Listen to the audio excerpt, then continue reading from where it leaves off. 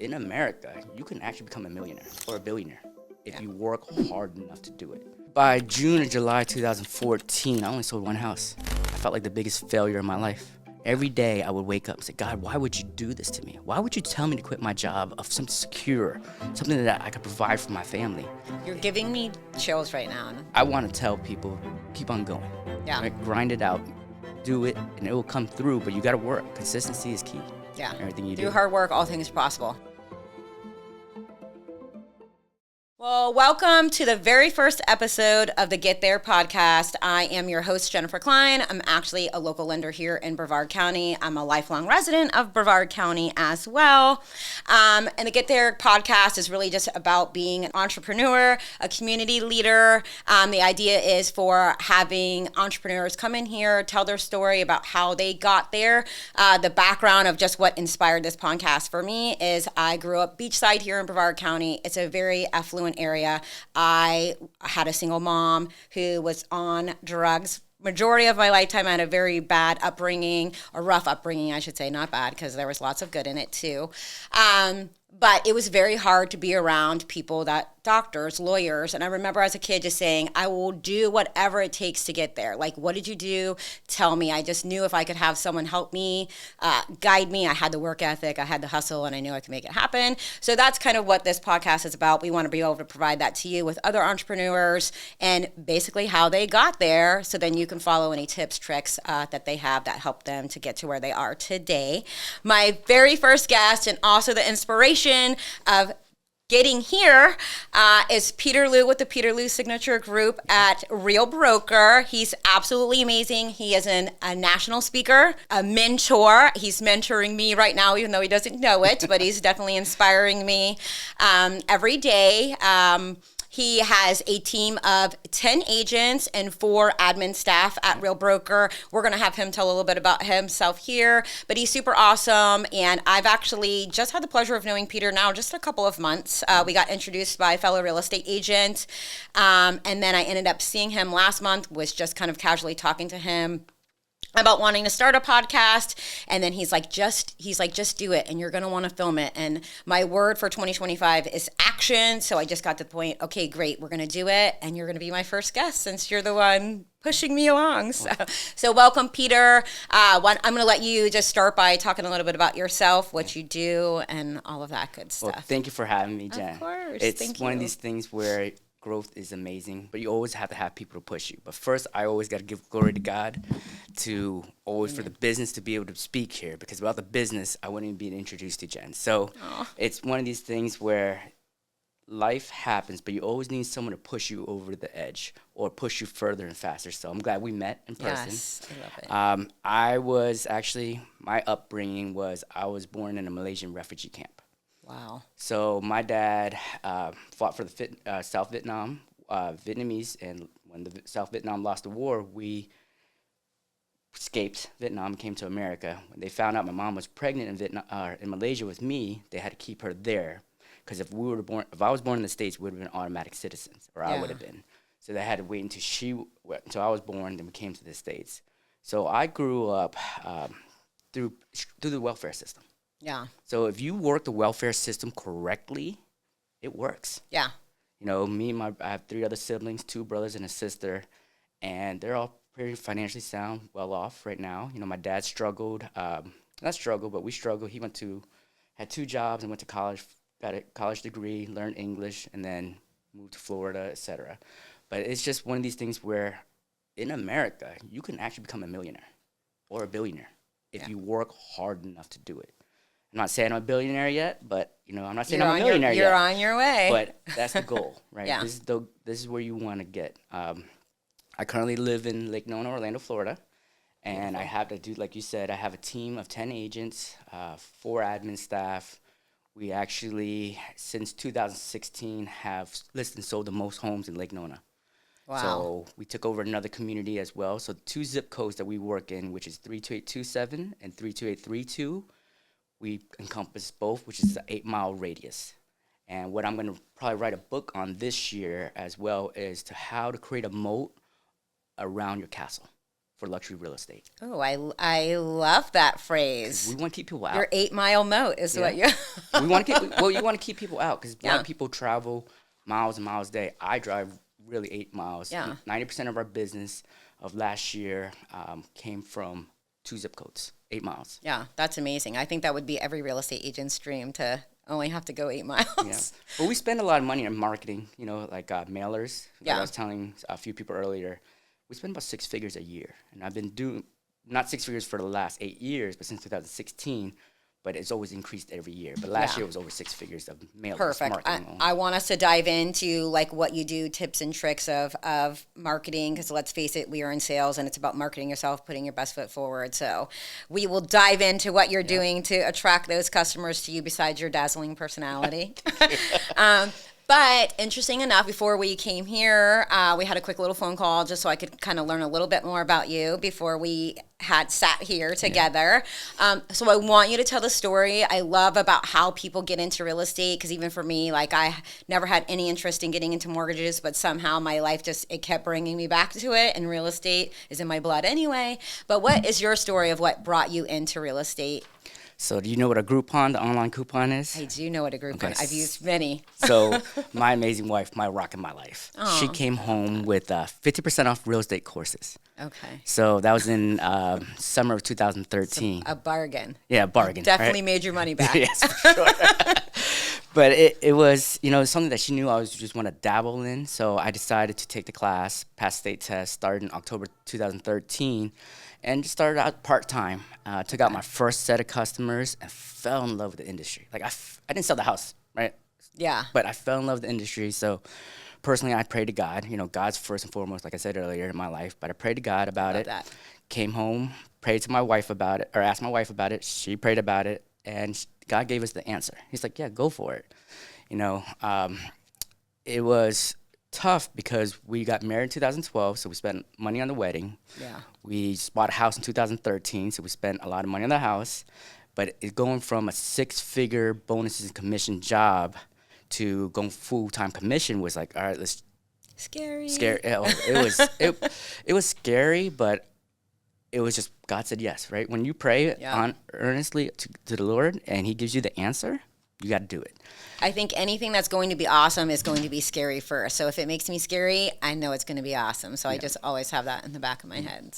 So there's 2 people in my life that I always run things to, and that's my dad and my sister. So my sister's the oldest one in our family. She's the wisest of us all. So I asked my dad, I said, Dad, what do you think if I quit my job of 10 years? I mean, going from 10 years making great money to doing this. And he said, no, don't do it. Because he lived, he came from Vietnam and everything like that. And it was just consistency. He's like, it's an easy paycheck. Yeah. My sister said, Peter, everything you've done in your entire life, if you had your mindset on it, you did very well. So she's like, go for it. Because at my previous job, I was an electronics components broker here, actually in Palm Bay here. And for about 10 years, I think I have every sales record but one today. And that's 10 years later. Amazing. Yep. Wow, they really sure miss you then. Yeah, they did. They offered me some money to not quit. Yeah, please. But so we got there. Do you know how many homes I sold my first year? Did I tell you? You did not. You were saving it for today. How You many want to take homes? a guess? Your very first year, 2014. 2014. So I know in the market in 2014, I was flipping houses with my husband. So I know it was kind of a little bit recovering on its way, but I just remember it was not crazy because people were still uncertain about the market. I'm going to say 5. Less than 5 your first year. Okay. 2 houses. 2 houses. And you were still like, I'm going to do this. Well, it was a struggle. Yeah. So 2 houses, my 1099 of 2014 is $5,964.32. Wow. That's my payroll taxes monthly right now. Yeah.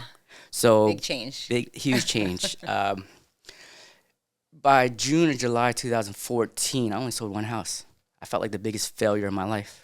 Yeah. My wife also, I forgot to add that in January, right after I quit my full-time job, we found out we were going to be pregnant with our first son. Oh my gosh, no pressure there. No Peter, pressure. God puts everything in place. But by June, July 2014, I was depressed.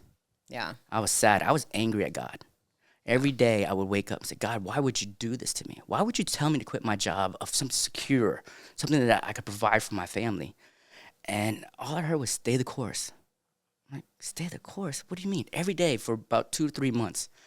And I stayed the course, obviously. And also, I couldn't show that my pregnant wife that I was depressed. Probably she felt it and knew it. Yeah. But because that would hurt the baby in the womb. Yeah. So I had to fake it until I made it. With her, I'm sure with she was everybody pretty else. worried too, even though she probably didn't show you Yeah. either, being Yeah, pregnant well, and starting something new and crazy. correct. So by June, July 2014, my savings and our savings was depleted. We were done. And every day I still wake up angry, upset, sad, depressed. And God, still stay the course. And what I realized from that is God wanted to show me that, son, if I bless you, I want you to be humble Yeah. from what I will give you eventually. And that's what I've learned today, because You're giving me chills right now, and I'll tell you why, but so I remember, so what God made me know and for sure that year to stay humble is because he could always bring me back down to my knees yeah. and make sure, remind me, Peter, this is from him. He didn't give me the business to sell real estate, right? It's now how many people we can affect, touch, and love on, right? So real estate wasn't easy my first year. I love that. And I should have quit 1,000 times. Yeah.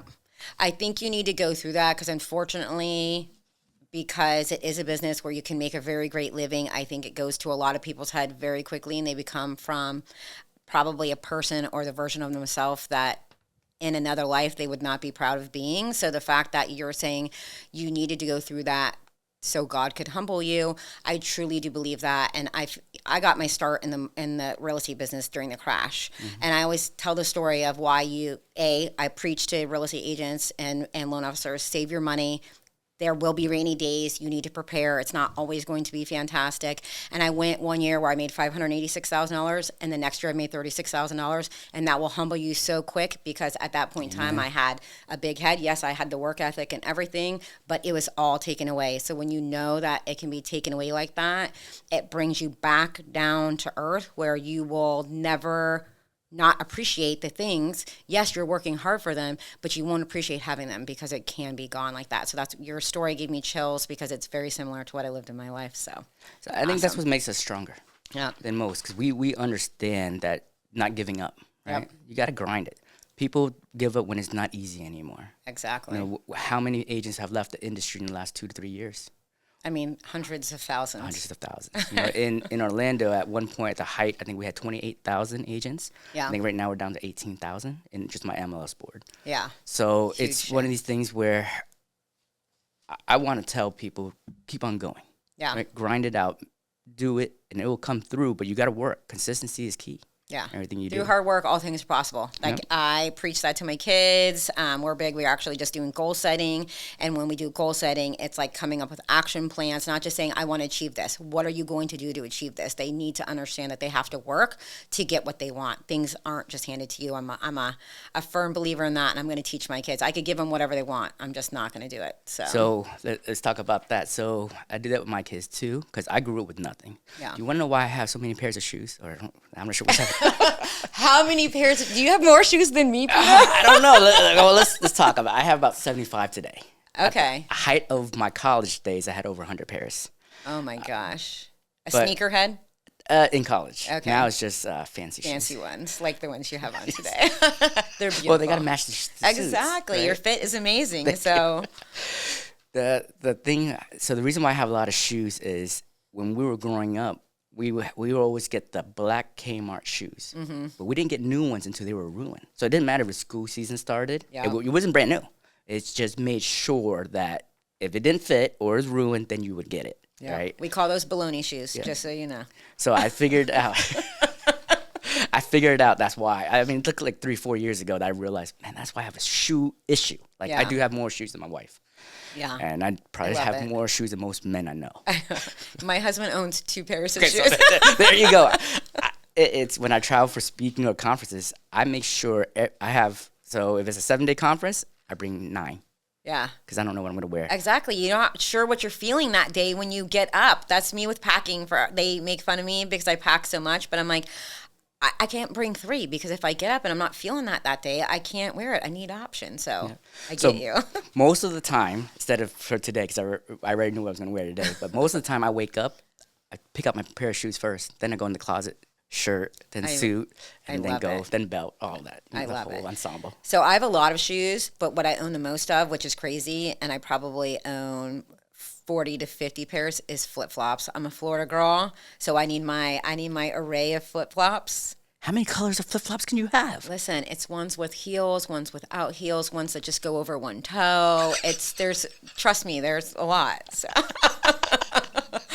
I need options. I go to the beach a lot, so. That's good. Well, awesome. So we started our real estate business through a Groupon. Yep. We made it so that was in 2013, you 14. said? Yeah, end of 2013, October, part-time. Okay. So 14 was our first full year into real estate. Yep. We closed 2 deals. 2 deals. Okay, amazing. You were relying on your faith in him, that he had a plan for you. So what did 2015 look like for you? So 2015 got better. I started getting my name and brand out there. I started sitting in a model home for one of the biggest builders out there in the community. Awesome. And actually, that's how I got into luxury real estate. Okay. So in Lake Nona Laureate Park, there was probably 5 builders, and Taylor Morrison, I'm not sure if they're out here. They're not here, but I know who they are. So one of the agents out there, Karen, I love you. I've always loved you. Love you, Karen. And so her days off was Thursdays and Fridays. So she Okay. said, Peter, and she was only agent, so can you sit in on Thursdays and Fridays for me, 10 to 6? So for about a year and a half, I sat in this office from 10 to 6 every day. And what happened is if they already bought a house or they had a real estate agent, I couldn't get the deal. But if they had no realtor and it was anything under 600,000, I could probably take them the rest of the community because Awesome. there was townhouse starting at 200,000 and other builders like 600,000. So I started just sitting there and I started building relationships with them. But what I also built was relationship with buyers that already bought or under contract, but they'll come and visit their home. When you're building a new construction home, you're visiting it every day if you're close by. Yeah. So they would leave the hospital work, come visit their house, and I would just say, I'll go unlock the house for them and show them. So I built that relationship. Yeah. But when they were ready to move into the new house, they had to move into their $700,000 house. They had to sell their $800,000 house. Yeah. So Awesome. I built that relationship. So one of my first listings through that was over $800,000. Amazing. I mean, I think for a new agent, that would be like, especially back in 2014, Yeah, 15, 15, that would be like a $2 million house today. So Correct. that's awesome. But it was a lot of sitting there and getting nothing Yeah. every day. But what I did those 2 days was I scheduled my showings for the weekend. So those are my days of calling just every day, Thursday and Friday, setting my appointments for the week or the next week. So it just taught me consistency. Just do it, do it, do it. Yep. Then those customers that had to sell 2 or 3 years later, obviously the new home sales consultant couldn't sell that house. Who did they call? They called Peter me. Liu, who can do it. Well, they called me because they knew me. Because people in Yeah. this industry will work with people they like and trust. That's it. They Mm-hmm. know you and trust you. They're not going to choose someone over someone they don't know. Mm-hmm. Like today, even though we're the #1 team out in that area, they're going to use their sister. They're going to use their neighbor, right? Yeah. I know if I go on a listing appointment, we probably win 95% of our listing appointments. I know that 5%, the 2 reasons we're not going to get it, they're going to get the pricing from us, and they're going to use their friend. Yeah. Or they're just looking for our price. That's it. Or they're not ready, right? And Yeah. then, so that's where we realized that we'll do it all, but that's where consistency is key today. Yeah, absolutely. Especially like in your area of marketing yourself to such a small area. And we'll talk about that a little bit more, but it's almost, I think when people see your face, you become family to them too. So even if you are going on the listing appointment, I've seen it where they have a brother or sister, but they, maybe they do 1 deal a month, but they're going to feel so comfortable with you. They're willing to be like, okay, I'm not going to go. Yeah. Not that I encourage that at all, Well, but so that's building that familiarity is key. well, that's what's happening now. So Yeah. 2024, we've had the best ever in my career. Our That's team. amazing because most Biggest. people are experiencing the opposite. Correct. So what we noticed is, let's say during the pandemic, you were a licensed real estate agent because everybody could have sold or bought, right? Yeah. Anybody could list a house with an iPhone, So crazy times. Yep. Crazy. but they're no longer in the industry. Yeah. So we are picking up all those buyers and sellers right now. Yeah. So we know that because it takes skill set in this market today to Yeah. negotiate, to price the home correctly. So we're picking up. So 2024, that's where a lot of our business came from. Is we call them I can't remember the word. Sellers or buyers that don't have agents. I forgot. Orphan sellers and buyers. Oh, orphans. Yeah. Oh, I love that. Let me be your dad. Yeah. Let me be your papa. Come here. So it's doing well, and then we're seeing that already. Yeah. I mean, to the glory of God, but we put 18 million Yeah. in listings this week. That's incredible. I mean, just even hear those kind of numbers in 2025 when the market is definitely decreasing is insanity. And it says a lot about you, your reputation, and that people want to work with you. So kudos to you. Thank you. What you're doing is working, which is awesome. And I do think a lot of what you said is true. 2020, 2021, a lot of people, it was easy to sell real estate in those days and age. Like literally low hanging fruit was everywhere. You couldn't even keep a home 100,000 over. If you're not familiar with the real estate market in that time, it was absolute insanity. And I think now you have to be way more skilled. Well, it's the consistency that it takes every day, showing up, making your phone calls, doing your mailings, consistency. And if you don't have that stability of the money and you need to provide that to yourself, the easy thing to do is just exit. But for those who stay and work it out and continue, that's where it benefits you. And with so many people leaving, it's leaving you that market where you can dominate because you've stayed the course, you've done the marketing, and it's there for you now. So that's an awesome story, and we'll dive into what you did to build all of that too. All right, so it's actually my next question. So what activities have you done from the beginning of your real estate career that you feel has attributed the most to your success today? Omnipresence. Okay. So omnipresence is always being around. Yes. Always, people see you everywhere. Yeah. So at every school, elementary, middle, and high school, we have our team banner. It's been there for every year. We sponsor them. So at one point in 2017, the PTAs figured out that, so my assistant at the time, if they call and say, can you sponsor this event, anything under 500, I gave my assistant the authority to just sign off. Go ahead and do it. Anything over 500, they had to get my approval. So they started calling. They're like, well, it's 550. Well, I need Peter's approval. So we started seeing sponsored things for 493, 487. Yeah. But it's omnipresent. I am everywhere in these two zip codes. So There's important. a place you can't go that you won't know my face. Yeah. We're on the front cover of, it's called the Nona Hood News. It's a newspaper that goes out to, I think, about 16,000 residents. We're on the front cover. We've been on the front cover since 2018.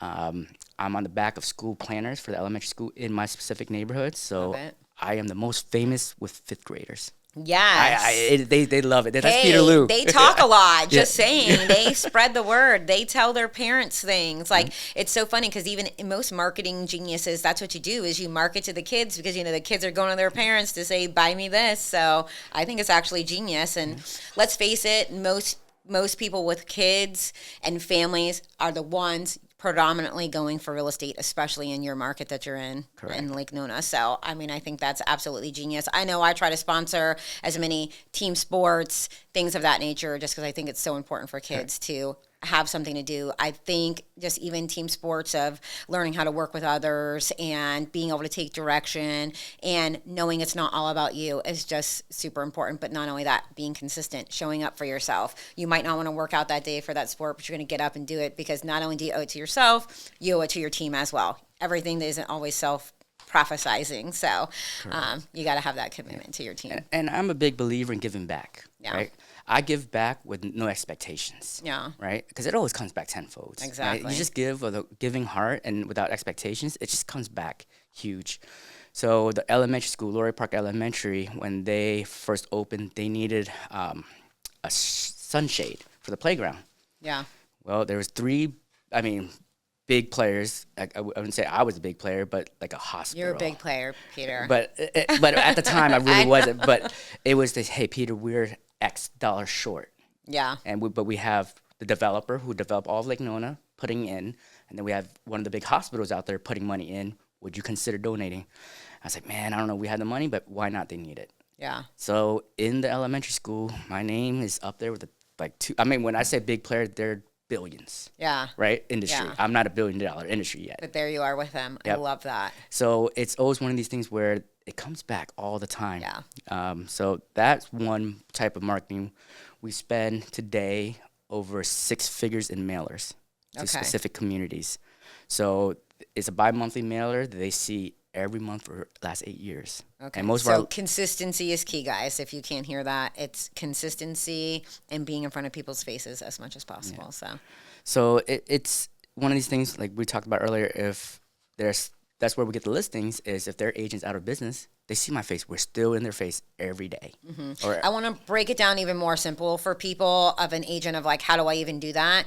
Where do you go? As I'm assuming you have a company that gets the mailing list for you. Yep. Do they produce the so postcards for you and send them out? So it's actually a mailer envelope, and inside the mailer envelope, you have the front page is you can put whatever you want, and Okay. then the middle 2 pages is actually the stats on the house on this year's market and last year's market. It Okay. shows you how much homes sold for, price per square foot, how many turnover. So let's say the market only sold 100 houses last year, and we're at like 98 this year. Yeah. But it says price per square foot. So they for listing appointments. So we're a listing dominating team.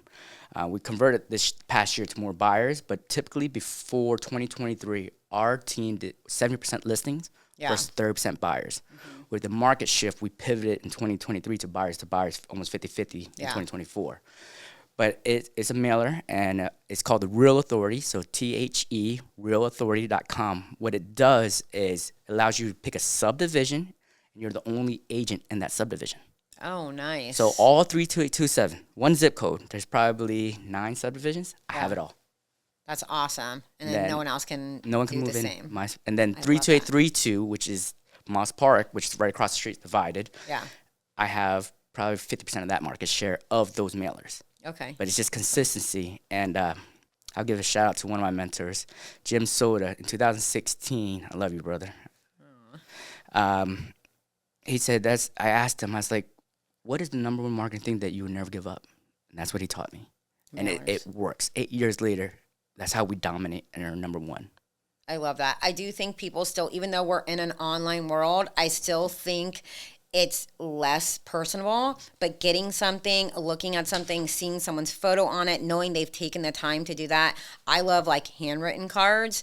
And it's funny because I loved receiving them and I was not giving them out. And I'm like, why am I not doing this? Like, why am I not sending my thank yous? Why am I not like, because I love it when I get them. So I think just being tactile, especially in this day and age where we keep nothing tactile anymore. Maybe this is showing my age that I still have to have that, but I do, and I like it, so it speaks with me. But so, I mean, I think it's fantastic that you keep doing it that way because I think so many people get away from that because they feel like it's an archaic way of marketing, but here you are being number one in those 2 zip codes for the reason of you're continuously doing the mailer. So obviously it works. Yeah. And we're heavy farmers. Yeah. So we're big in events. So I don't know if you guys have read this book. It's called 7 Levels Communication by Michael Mayer. Love that book. Yeah, it teaches you how to be consistent. Consistency is key. I think that's what it's going to be. But so we do events. So in my neighborhood in Laureate Park, we have an Easter egg hunt every year that everybody looks forward to, and we give out 12,000 Easter eggs. Wow. So it's a huge event. 12,000 Easter eggs stuffed with something? Yep. So we order it online. I was about to say, who's stuffing all of those? So we order from online. You can buy deals and packages. Okay. It's the Ayers family. I was picturing Peter Lou on the ground stuffing. No, so this is how it all started. So when we moved in 2013, we had the first Easter egg hunt. Probably 20 families, 100 eggs max. Yeah.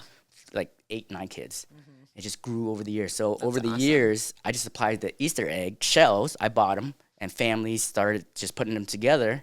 And then it just got bigger and bigger. And then I think 2017 or 18, it just got too crazy, too many families involved. I just took it over in 2019 and just said, I'm doing everything. Yeah. So now we have vendors that help us pay and sponsor the event. So it's all covered and paid for. But every family knows it's a Saturday before Easter at 9 a.m. I mean, at 9 a.m. is the countdown. The kids are going out and so going crazy. With 12,000 eggs, how fast do you think they go? Like off the field? I mean, I know how quickly my kids would run and gather as many Easter eggs as possible. So I would probably say less than like 3 minutes. 90 seconds. Oh my god! I'm in the middle of the field with the camera going live, and it's just so we split it up in fields. So you don't want the little 0 to 1 year olds getting get trampled by 10-year-olds. Yeah. So my wife, who is our events coordinator now, she's actually Love made it that. so simple. And I'm Yeah. not that guy to do Yeah. events, but. I just record in the middle of the field, so we divide it, and then you just see swarms of kids. It's like a huge countdown. They all go. It's amazing, but people look forward to it. They know it, so we make Yeah. sure that event happens every year. Yeah, what a fun special event too. That's We awesome. also do the pie event giveaway. Okay. My first year doing the pie event giveaway was 2016. I think we ordered 25 pies. I only had 10 people that wanted pies, so I had 15 pies extra. I just drove my neighborhood and saw people walking in the street, stop in the road or pulled over. Hey, do you want a pie? What do you mean, Peter? You want an apple or a pumpkin pie? Yeah. Sure. I just open my trunk and give it to them. Yeah, I This love that. past year, we gave over 350 pies away. Wow. So from could only give away 10 pies Yeah. to 350. That's Correct. quite a big difference there. So that's awesome. And then one of our biggest event of the year, every year, that was our third annual ice skating. It's called Holiday and Ice, where we have that you can come and ice skate, photos with Santa, and everything like that. So we sold 1,100 tickets to that event this past December. Wow. Oh my gosh, so special. I love that. Is there an ice skating rink over in It's Orlando? in Kissimmee. In Kissimmee, but it's okay. probably 30 minutes from our farm area, but Yeah. people still go to it. But that event goes out to everybody and anybody. Invite your Yeah. mother, sisters, uncles, little brother, whoever want to come. I love that. And we probably had, with 20% fallout rate, that's why I was count for events, we had about over 800 people show up. That's so amazing. I love that. I mean, that's such a good ratio. I know I do a lot of events myself. I'm like, you can invite 200 people and maybe 80 show up. So the fact that you had that many people show up is awesome. I don't know if I can do the ice skating though. Me and my daughter tried to do rollerblading I saw. last weekend, and oh my gosh, we were terrible, but we had so much fun doing it. So, but we're gonna be expert rollerbladers by the end of this year. That's our goal, is to like not give up and keep doing it and being consistent and That's doing it good. every day. Yeah. So we'll see. Yeah. So overall wise, I don't have the count for 2024, but 2023, we were either a small sponsor, donated to 33 events. Wow. 2023, and that's my wife. That's crazy. Not I me. love that. Yep. I love that. So if you didn't catch all of that, from what just to kind of sum up what you say, be consistent, be everywhere you want to be, whether it be in specific zip codes or if you just know you want to go to the event. He had over 33 events in 2023. Yep. So, and I always am a firm believer in what I tell people, especially if have a new loan officer coming on board, when they say, what's the number one thing we can do? Just be everywhere all the time. It is the only thing. You want people to be so familiar with your face that they feel like they know you before they even meet you, and that truly is gold. So, and then mailers. Do you guys? I'm just gonna bring this up because it's like the dirty little secret of real estate. Do you guys buy any leads or anything like that? Because I don't want it to be always false. Because just me working with real estate agents, and we get imposter syndrome, and it's like, how is this person closing this, and how is this person closing this? And I'm like, well, they're spending $10,000 a month on Zillow. That's why they're getting the deals that they're getting. So yes, so we always were part of Zillow, Yeah. and so we were almost exactly 10,000 a month, and Yeah. we had partners with lenders Yep. that would help us with that. So we were spending 10,000 a month for one zip code, 32827. And then finally, we got invited to the Zillow Flex program. Okay, I know that you guys are awesome. thinking Zillow is the enemy. Zillow is not the enemy. they have their purpose. They had their purpose, but they're not the enemy. Yeah. They're the enemy if you're not part of it. Yeah. Right? Zillow's probably only about 20% of our business. We did roughly 90 million last year. Yeah. So they're only about 20% of our business. Yeah. But you have to build, if you're creating a team, you have to be able to provide leads as well. Exactly. So if you're a solo agent, maybe not buying leads, but consistency. We know that we're always going to be busy with buyers. Yeah. And through it. I think this is what people don't want to hear as much as you need the hustle and the consistency. You need the hustle and consistency, but this is a business that it takes money to make money. Unfortunately, just the way that it is. But I do believe it's an investment in yourself. So I don't see it as spending money. I see it as I'm investing in my business. I'm investing in my future. So if my return on investment is there, I have no problem shelling money to do things, to have my events, to co-sponsor an agent on Zillow. Like, it's worth it to me. And I look at it, we're in a business relationship at that point in time. I'm looking at it over a certain time period. What was my ROI based on what went out? So, I mean, I feel like it's very beneficial to a lot of people. And that's what I mainly want people to know is that's people aren't just magically closing 30 million a year. They are investing a ton of money into their business, and you got to be willing to do the same. To see the numbers that you look at and say, how do I get there? That's one of the ways that you get there is you invest in yourself and strategically and look at it as a business. And investing with you, so we have a friend that you're investing with, so that's a partnership that that has to be created over time, right? Start off small, and if you produce and you can give Jen sales out of it, you can increase that budget, right? So you're open to partnering with other agents, right? Yep. As long as that agent wants to win, right? That's the thing. They got to have that drive. I hope, I've seen agents partner with lenders that didn't have the drive, and it was a waste of money. But that was a risk you were willing to take because that's the cost of doing business. Yeah, and I mean, and they're it's a waste for themselves too. So to me, that's it. Is when you're looking at it for a partnership, and that's for. I'm very strategic. Who I want to know it's someone that has the drive, that I know is a hustler. Because it's funny, I just to get sidetracked a little bit, I'm actually a 9th grade dropout. So the last grade I completed was 8th grade. Good. I did go on and get a master's degree later on in life. Congratulations. But it's because you have the work ethic, you have the hustle. You can truly do anything no matter what your background is, if you're willing to put in the work. Like I will preach that till the day I die. So I feel like that's for me. I'm strategically picking the people that I put into my life. And it's the one great thing of finally reaching the level of success is I do get to be picky who I work with. I want to work with good people who are on the same wavelength as me, that have the same drive as me, because otherwise, and you're just wasting your time if you're giving your energy to people who aren't ready to receive it and use it.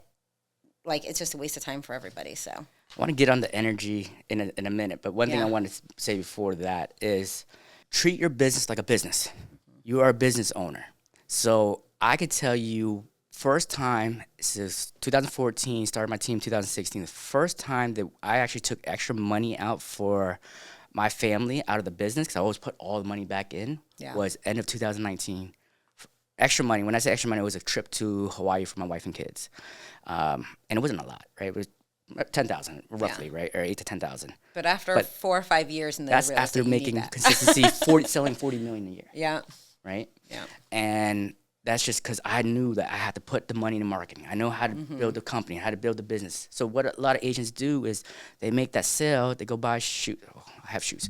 But they go buy the shoes, cars, and purses that they shouldn't be buying. Yeah. And this is one thing I'm afraid of for a lot of agents is they're in debt because they went through the market of greatness to a market of horribleness, right? Yeah.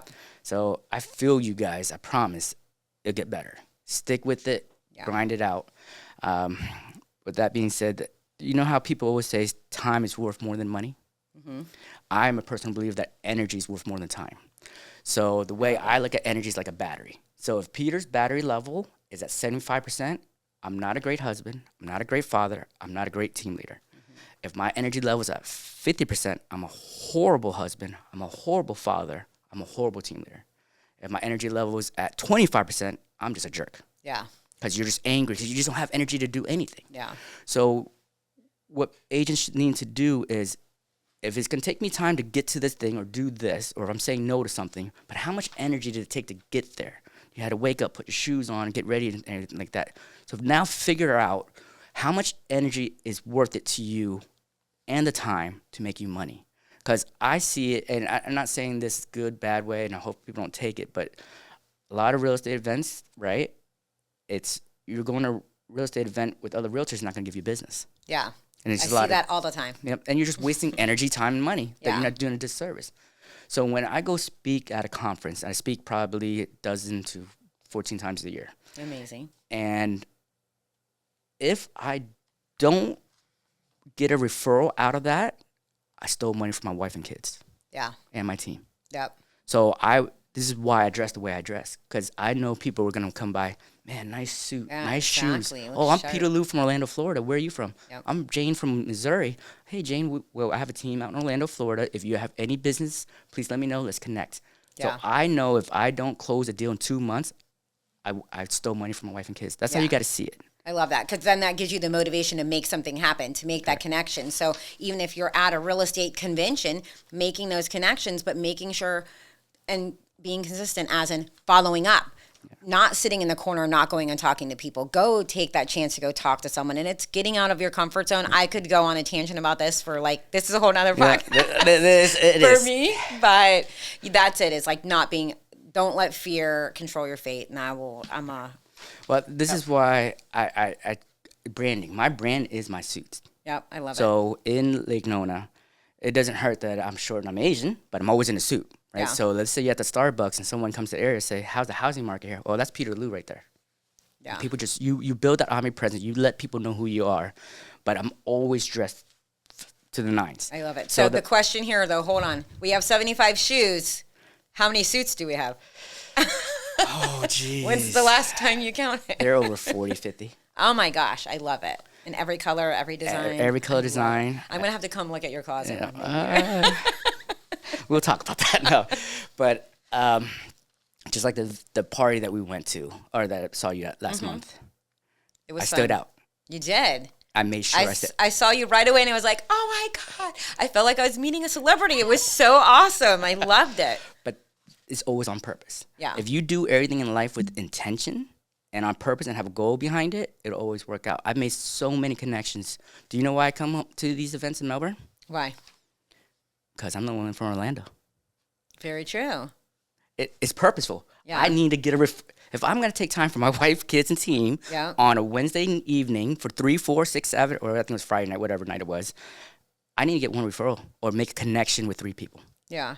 I that, like that. knows that someone's moving from Brevard County to Orlando. That's Yeah. it.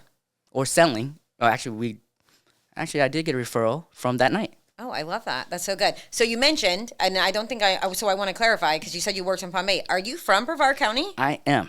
Oh my gosh, I love So- that so much. My parents still live here. Oh, I grew up here. I've been here. I did not know that. Brevard County's home for me. Oh, I love that so much. It's the best place to live, in my opinion. So, It is. Oh, man. except when you get used to a big city like Nona life. No, it's not that. I'm used to the hustle life. Yeah. And it's funny that we're having this conversation because since that night, that party, I don't know why I don't want to. I don't know why I'm fighting it. And I don't know why I'm struggling with it. Yeah.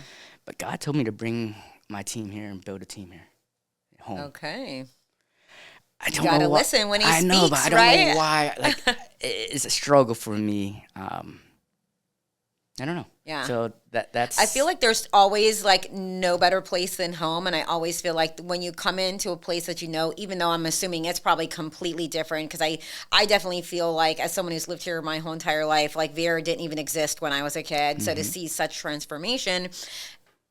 It's like a love-hate thing. Obviously, I'm in the real estate business. I want our area to develop and, so that's going to make me prosperous. But I hate it, too, because it just used to be so sleepy and beautiful. And, like, no one knew about it. And now everyone wants to be here. So it's a love-hate relationship with that. But Yeah, it is. So the blessing that I have is I like to see other people win. yeah.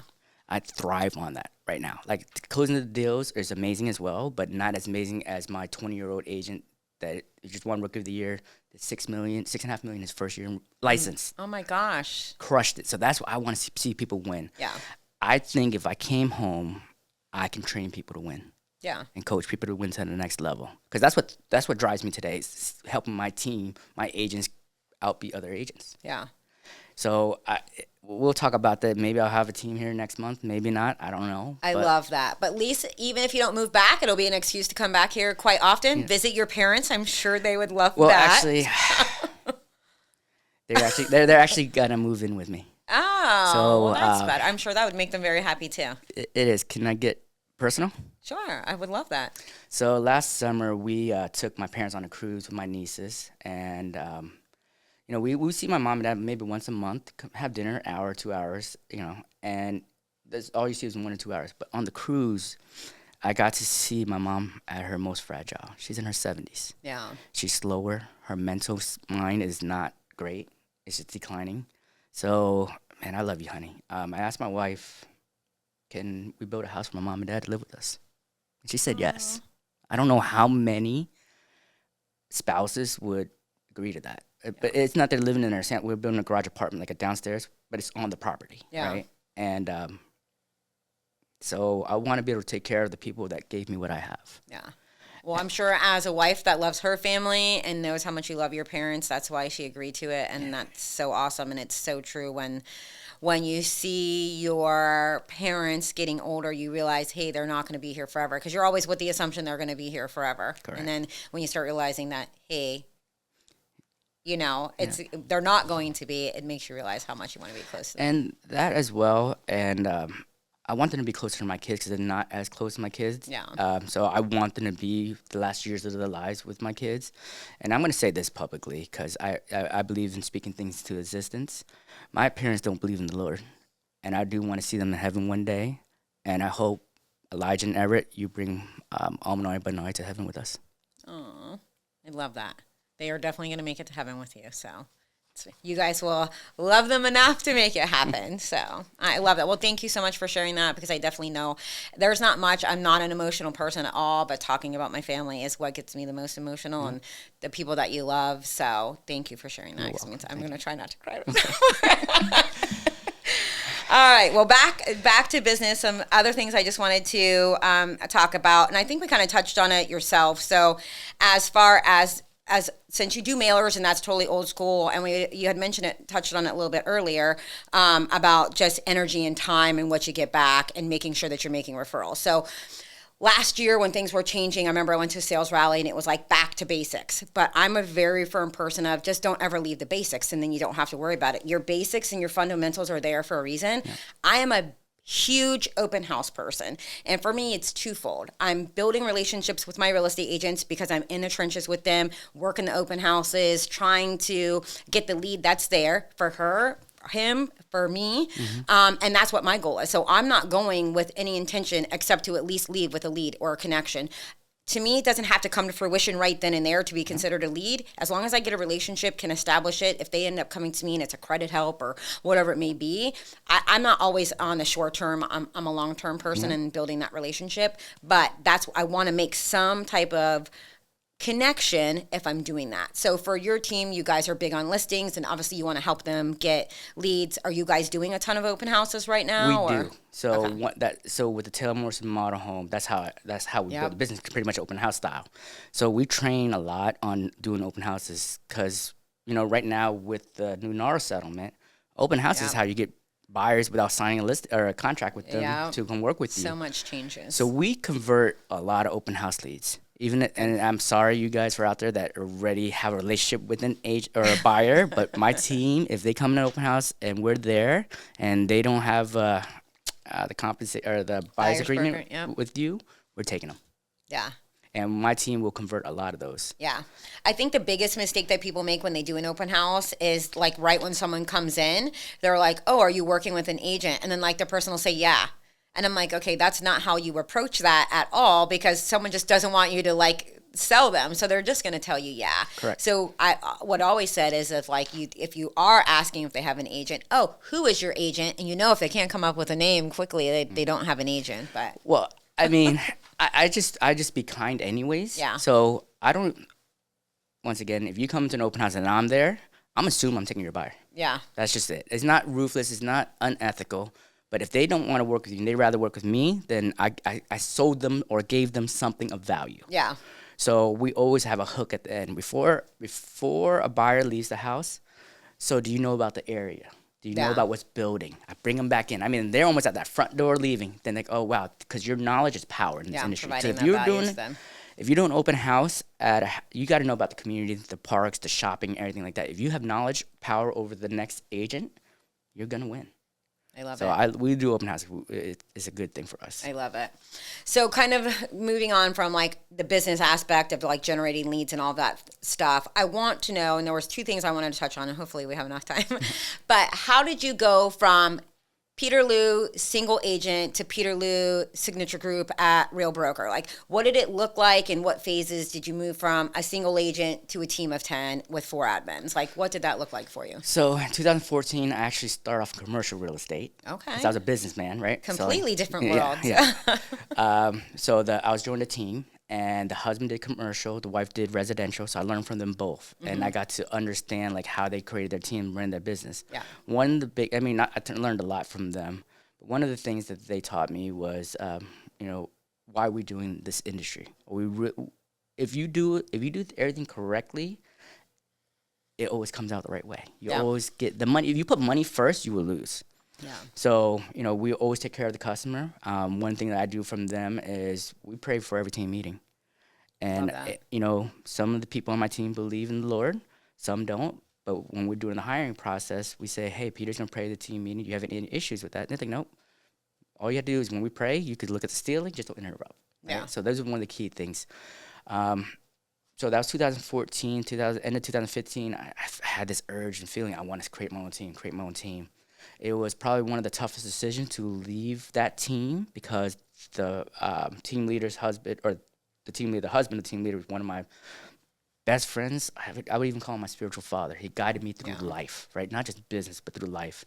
So end of 2015, I had to look at all my sales, and residential was 80% of my money, or how much I made. So I had to get out of commercial. Yeah. I was like, it would be silly to stay in commercial real estate. So end of 2015, I made the decision. About first quarter of 2016 is when I started my team, May of 2016. And just hired my first assistant, couldn't afford her. Yeah.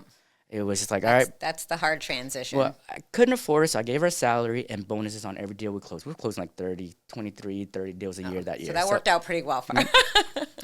And then hired my first agent and just kept on growing. And then we were being very selective of the hires we had. Yeah.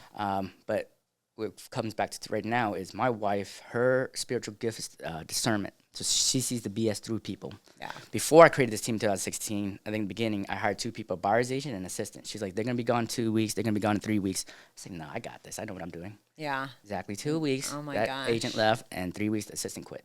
Yeah. So, but then it's just progression was growing, and then we just became one of the number 1 luxury brand teams out there. So people always call, say, we want to join. Because if my team's average price point is double of our MLS, that's half the work. Yeah. For every agent. Mm-hmm. So it's just progression growing over time. But we go through, like, building a team. This is probably 10.0 right now. Yeah. Like, it just grow, and change all the time. I love it. And it's great how people flow into your life. And I know just even me building my own team, and it's changed a lot. Like, it's only been 2.5 years of having my own branch. People have left, people have come in that I wasn't even planning, and like changed my whole world. Mm-hmm. So it's super awesome. And I think it's just finding that flow and what works for you and the people, I always say it's like, slow to hire, quick to fire. Mm-hmm. Like, if it's not working, it's not working. It's about using your energy and your time well on people. Like, just make that move that, if it doesn't feel right, it doesn't feel right. Because I've even had it where people did really great on the interview process, sold me, where I'm like, you are awesome. That then when they come on the team, they're on their phone. Like, we're going through training and they're in the back, like on their phone. Like, who does that, So I just think going through those growing pains of who to trust to bring in. Trust is a big thing. That was the biggest thing for me, was no one could do it as well as I did. So it was very hard to let go and trust others. And the more I do it, I still have issues, but the more I do it, the better quality life I get, work-life balance. But then it helps my team grow and blossom into their own individuals and finding their part onto the team too. Is that what you're finding with your team? Yes. I mean, you never know. You never know who's going to be the rock star. Yeah. Right? If they were like us, then they wouldn't be on our team. Yeah. Right? Yep. But right now, it's my wife is part of the interview process. She's your rock star. Yeah, she knows. She knows. She knows. She's right on every agent. Yeah. Every time. Yeah, so. I love that. That's good to have someone who's in tune with you too, that knows you so well, so knows what kind of team that you want to build as well. So that's awesome. And since you do shout outs, I want to give a shout out to Bianca. She is my rock star, and I would call her my magical little unicorn. So I get her unicorn things for everything. I love that. Okay, so kind of just building the team. Obviously, you go through growing pains. I'm a big believer in you just got to do it. Like I think people get so consumed with having this grand plan, and it's like, no, like just do it. Like, and then you're going to figure it out as you go. You're going to make mistakes. Nothing's going to be that detrimental to your business that you're out of business. Like, that's what I always try to tell myself. Like, okay, if you do this and this happens, so what? Redirect. So one of the things is I'm very heavy on mentoring coaches. Yeah, I love that. Don't reinvent the wheel. Yeah. There's someone out there that's done this way more than I have. If it failed ain't broke, way more than I don't have. fix it. Yes. So if you want to create a team, find a mentor or a coach to help you create this team. Yep. Because they know all the ins and outs. They've failed. And you're going to go through iterations of teams forever. Yep. Always change. Every new person you hire is a reiteration of your team. And I think that's a matter of investing in yourself too, because sometimes mentors and coaches cost money. I spent a lot of money on coaching. My life changed when I got into coaching. I used to track everything with like sticky notes. I was closing like almost 100 mil a year with a sticky note. I got into coaching, learned how to organize myself by using trackers and like actually looking at data and analyzing my business. Is there anything for you in particular, like a CRM system? Like, what do you think is the one tool a new real estate agent should invest in themselves to help grow their business? So it is our CRM. Yeah. And we use Follow Up Boss. Love Follow Up Boss. But this is the craziest thing. My first CRM was in 2022. After 8 years in the business. Okay, so you're... But you got to create systems and process. Don't learn from Peter, learn from others. Yes. On that. But yeah, so systems and process is key. Yeah, and I think so. And that's scalability. And I think by getting with people, again, don't reinvent the wheel. They have those programs set up, the processes and the flow. Obviously, you want to tweak it, what works for you. Yep. But definitely invest in that. So perfect. Are we being timed out to wrap it up? I'm not done. I love this conversation with Peter. Well, we will have to do it again then and reconvene because there's so much more. We talked about suits. We talked about shoes. We talked about events and marketing. We talked about growing your team and what systems that you use and just don't ever leave the basics. So I think we covered a lot on our first podcast. I want to thank you so much for joining me. It's an honor to have you be willing to sit in on my podcast with me, and I look forward to doing a way more with you. So you're welcome, and thank you for having me. There's one thing that I admitted earlier but didn't say about my first year in real estate, and I think a lot of agents should hear this. So during July 2014, it was probably two darkest months of my life. I had $1 million life insurance policy on me. I thought my unborn child and my wife was better off without me. Never. I thought of ways to get them that $1 million. By the grace of God, I'm here today. So I want to tell you guys all out there, don't give up. Stick with it. It'll be okay. I know it's tough today, but if you stick with it, you can make it out there. God will stretch you to your outermost limits, but he won't break you. Breaking you is dying. So just keep on going, you guys. I love that, Peter. Nothing more to say after that.